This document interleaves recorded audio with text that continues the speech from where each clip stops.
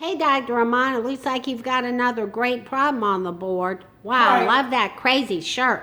Forget my shirt. Let's focus on the concepts. I'd like to go over a question with you. It might be a little over your head, but I want you to focus on the concepts, and I think you'll be mesmerized on this question.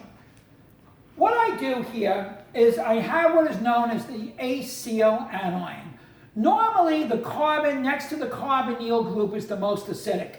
But under these conditions, we remove the hydrogen directly bonded to the carbonyl carbon. And it turns out that this is very unstable, the acyl anion. At high or low temperatures, it decomposes. Let's see, what's the driving force of this decomposition? Well, the first thing is you can see we're going to form a gas. And look at the way the electrons move. I'm going to move these electrons out and these electrons to the left side to generate what is known as the benzyl anion. In addition to the benzyl anion, we get carbon monoxide. This reaction is very, very exothermic, which means it's a huge driving force. But the question is, what is providing this driving force? Well, look at the arrows. Look at how I move the arrows to get a resonance form number 2. Notice how I move the arrows again to go from resonance form 2 to resonance form 3.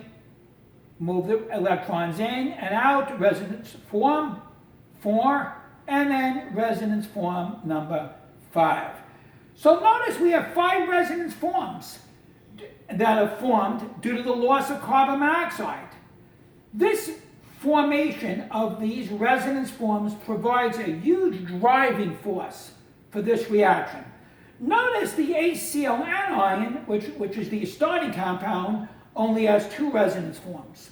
So by losing carbon monoxide, we get 5 resonance forms. So therefore, as you can see, we actually gain some stability by losing a gas, carbon monoxide. The important thing to get out of this video is to understand how I drew these resonance forms and why they're important in a reaction. Thank you, Dr. Romano. Wow, are you going to be doing any more problems I'll be doing today? a lot more videos in the upcoming weeks. Think free. Bye-bye.